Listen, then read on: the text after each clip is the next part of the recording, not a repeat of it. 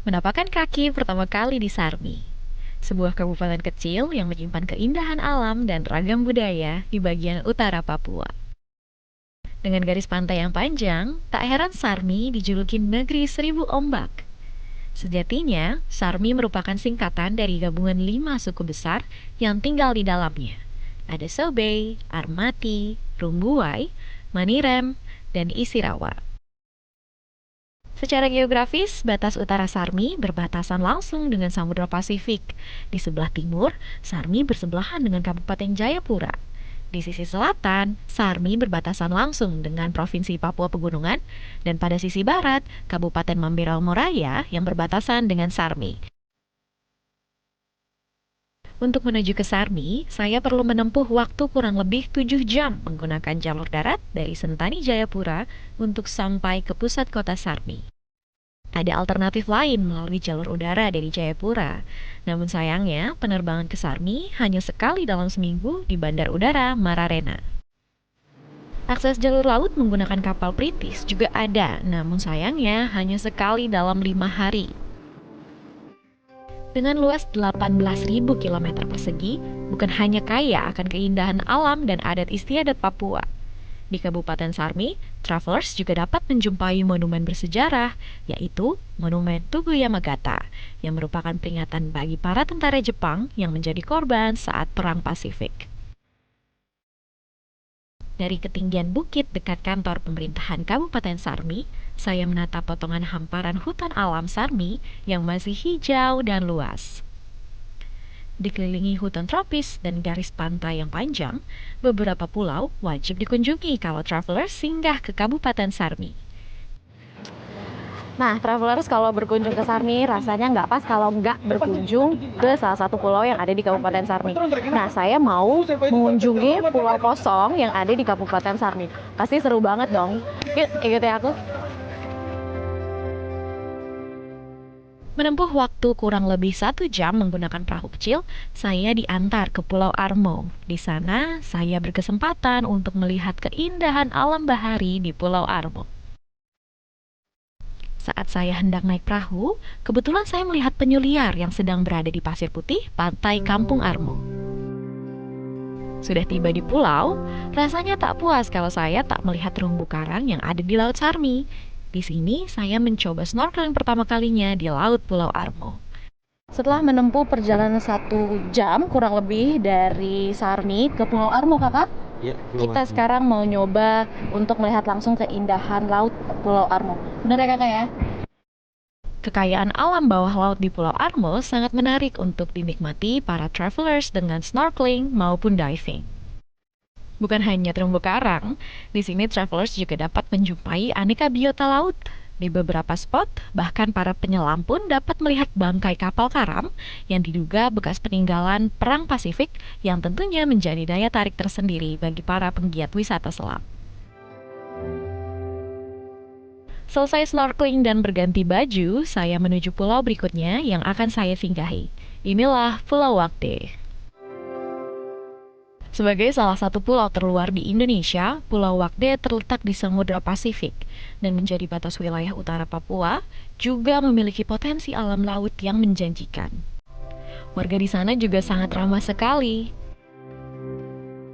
Kalau di sana, tiap pengunjung yang baru datang akan disambut dengan ritual setempat dengan mengoleskan pasir pantai ke wajah sebagai wujud tanda diterimanya pendatang di pulau tersebut. Mata pencaharian utama warga kampung di Pulau Wakde ini adalah mencari ikan di laut. Kegiatan memancing menjadi pemandangan khas sehari-hari di sana. Kebetulan saat saya berada di sana, sedang ada perlombaan. Saya pun melihat para warga yang antusias mengikuti lomba mancing dengan alat tradisional yang sederhana. Tapi yang berkesan buat saya adalah saat saya diajak langsung memancing ikan oleh warga setempat. Menggunakan perahu sederhana, Papa Seth menunjukkan kepada saya seperti apa biasanya ia memancing. Saya menggunakan umpan udang untuk memancing ikan. Sehari-harinya, Papa Seth dan nelayan lain setempat pergi memancing pada malam hari hingga kembali di pagi harinya.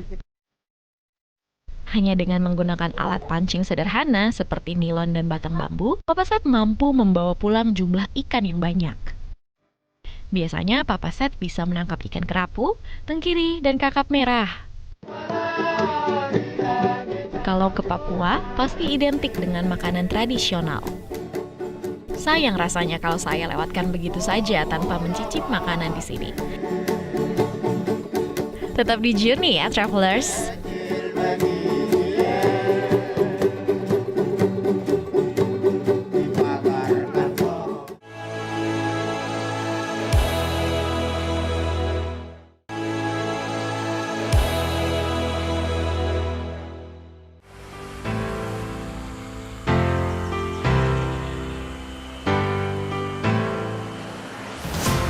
Hari kedua di Raja Ampat, saya meneruskan perjalanan ke beberapa wilayah desa adat. Tujuan pertama hari ini adalah Desa Sawingrai. Di Raja Ampat ini banyak sekali ada kampung-kampung masyarakat yang mengelola secara pribadi ya wisatanya. Seperti di Sawingrai ini.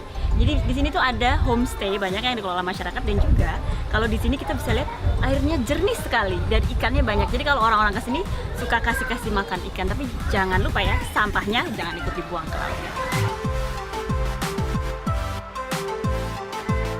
Tak hanya kaya akan pulau kecil dan laut yang menawang, Raja Ampat juga memiliki desa cantik. Sawingrai adalah desa yang penuh keramahan, senyum manis anak-anak, dan pantai dengan air yang jernih dan beragam ikan di dalamnya. Kasih makan ikan. Oh, ayo sama kakak ya. Kita kasih makan ikan. Ikannya di mana?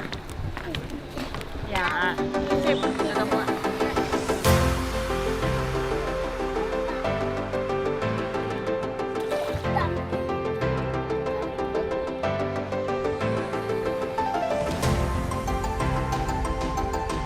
Memberi makan ikan menjadi kegiatan menarik di desa ini.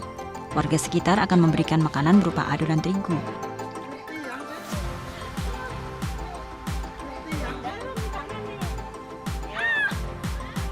Tapi hati-hati ya, tak jarang jari-jari tangan akan sesekali merasakan gigitan ikan. Terima kasih.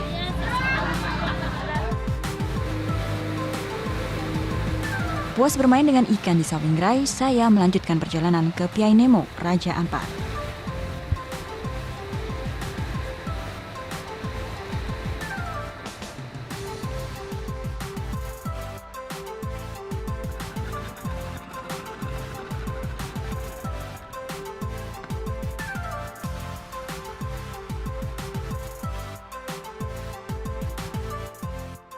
Pulau Piai Nemo berada di distrik Waigeo Barat.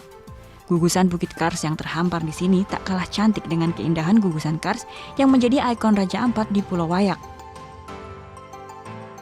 Untuk mendapatkan sudut pandang gugusan Kars yang sempurna, saya harus naik ke puncak bukit. 2 tahun terakhir telah tersedia tangga untuk mencapai puncak. Menaiki bukit kini bukan lagi hal sulit dan dapat dilakukan oleh siapa saja. Hanya satu syarat yang dibutuhkan untuk mendaki 300 anak tangga ini, yaitu kondisi badan yang sehat dan tentu sikap pantang menyerah. Ini kalau dilihat dari atas bukit-bukit yang banyak itu, ada beberapa bukit di dalam pulau ini. Tangga ini jumlahnya ratusan anak tangga, baru dibangun sekitar 1 tahun belakangan sewaktu presiden kemari, dan lumayan nafasnya cukup terengah-engah. Tapi ini demi mendapatkan view dan foto yang bagus di atas, kita harus lanjutkan perjalanan sampai ke puncak.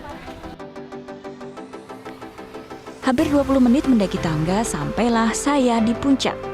Dan sungguh kelelahan seakan terbayar dengan indahnya gugusan Kars yang melingkar, seakan membentuk laguna hijau di tengah birunya samudra. Tak heran jika Piai Nemo sering mendapat julukan sebagai Pulau Wayak Mini.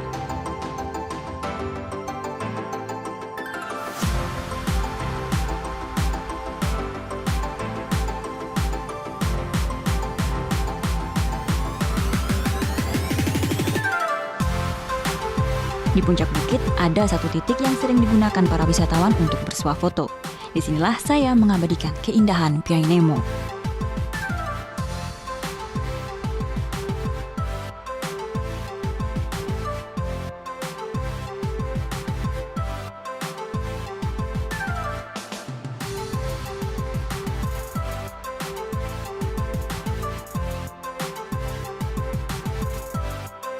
Setelah melepas lelah, saya pun melanjutkan perjalanan ke Desa Arborek.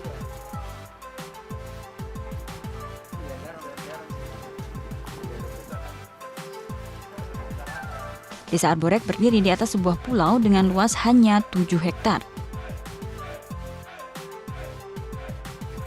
Pasir putih menghampar menjadi alas kaki dan terlihat menutupi seluruh permukaan desa.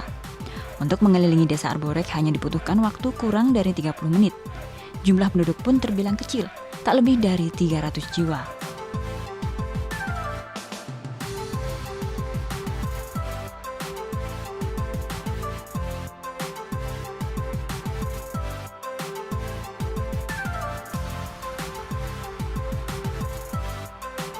Mengakhiri hari kedua di Waisai, saya menuju ke sebuah pulau tak berpenghuni, Priwenwol. Priwenwol adalah bukit kars yang tak berpenghuni. Hanya ada satu homestay dan di pulau ini tak tersedia sambungan listrik. Di sini wisatawan dapat menikmati hamparan pantai dengan bukit kars yang indah.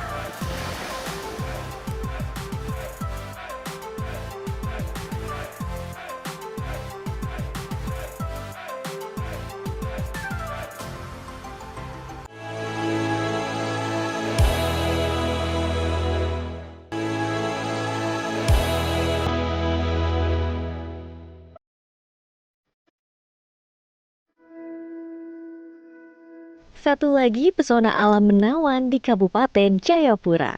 Di antara padang rumput yang luas, riukan bukit, tersimpan cinta dalam Mvote. Secara alami, danau ini tercipta menyerupai bentuk hati, sehingga warga sekitar menyebutnya Danau Love. Salam cinta dari Sentani Timur. Kali ini aku akan berkeliling di Jayapura bagian timur ini untuk melihat nih kerajinan tangan, terus juga tempat menginap dengan pemandangan yang sangat cantik. Tapi sebelum berkeliling, aku mau menikmati dulu nih Danau Love dari lahan Mvote.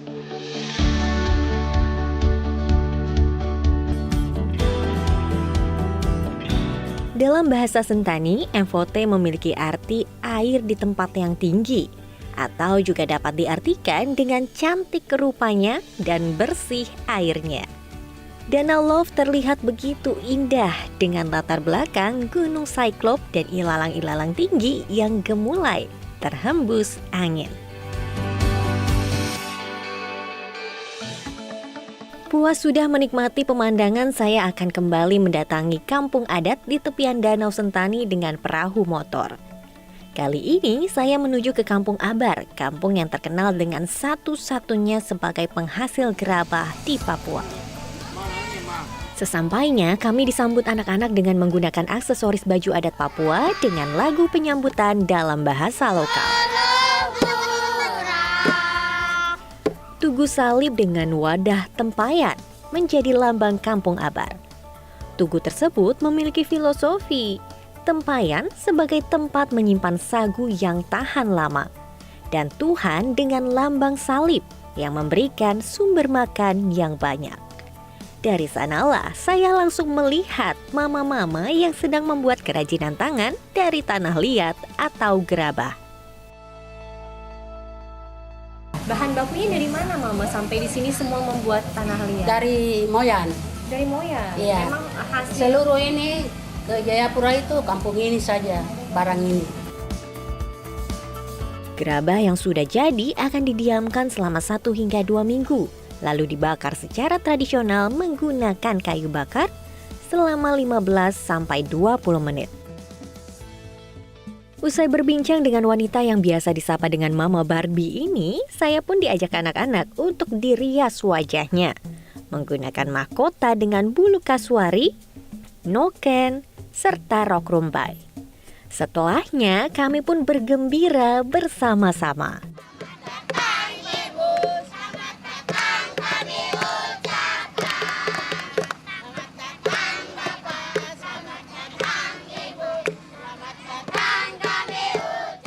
Dari Abar kami kembali beranjak ke kampung adat lainnya, yaitu Kampung Babrongko untuk melihat salah satu prosesi adat setempat.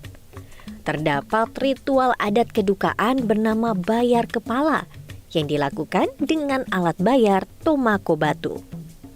Ritual ini yang menjadi kekhasan dari Sentani dan beruntungnya saya yang baru pertama kali mendengar bayar kepala dapat melihatnya secara langsung. Dari tepi danau kami melihat beberapa mama-mama datang ke Kampung Babrongko dengan mendayung perahu sembari membawa batu dan manik-manik serta gelang. Berarti tadi Ya, mama-mama ini adalah keluarga dari Polo Liwai. ya mama-mama mereka itu dari pihak Pulau Liwai untuk datang untuk membayar sama Pak Ondo sekaligus juga menghibur. Oke, Dan berarti juga, batu dan manik-manik yang dibawa Ya, itu adalah yang nanti akan diserahkan, yang dibayar. Ya, Jadi di Kampung Babrongko ini terdapat dua keluarga, yaitu keluarga Polo Liwai dan keluarga Ondofolo. Keluarga Ondofolo menikah dengan keluarga Polo Liwai. Karena salah satu dari keluarga Ondofolo ada yang meninggal, maka keluarga Polo Liwai harus melakukan ritual bayar kepala kepada keluarga Ondofolo. Perwakilan keluarga menjadi bagian penting dalam ritual tersebut. Oke, silakan Bu, mari ambil tempat langsung bersama kami. Ini kami lagi pembayaran harta kepala dari saudara kami yang telah meninggal beberapa waktu lalu. Dan kebetulan dia adalah turunan raja atau turunan ningrat dan peranakan.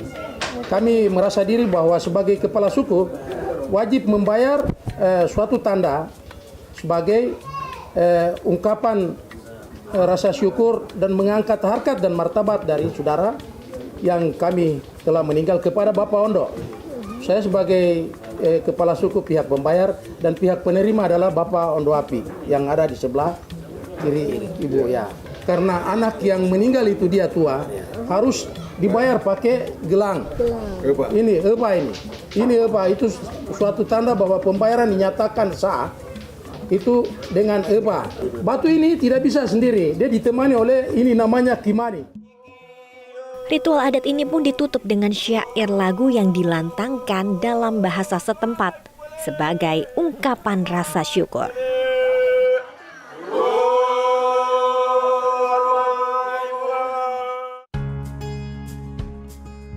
Masih di Sentani, ini adalah kampung adat Yokiwa yang terletak di tepian sungai Jaifuri.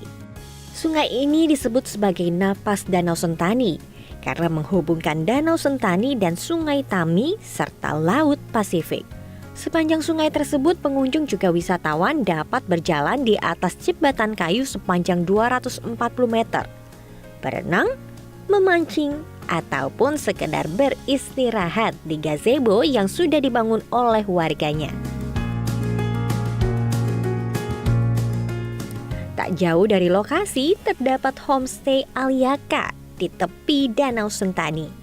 Homestay dengan nuansa kayu dapat menjadi tempat beristirahat yang tenang karena jauh dari keramaian. Nah, tadi itu adalah kampung adat yang ada di Kabupaten Jayapura. Semuanya sudah mendukung fasilitas untuk pariwisata. Contohnya di tempat saya berada ini dengan adanya penginapan dan pemandangannya sangat cantik dan menjadi tempat terbaik untuk menikmati sunset. Jadi di sini kampung adat sudah semakin maju untuk memanggil para wisatawan datang ke Kabupaten Jayapura.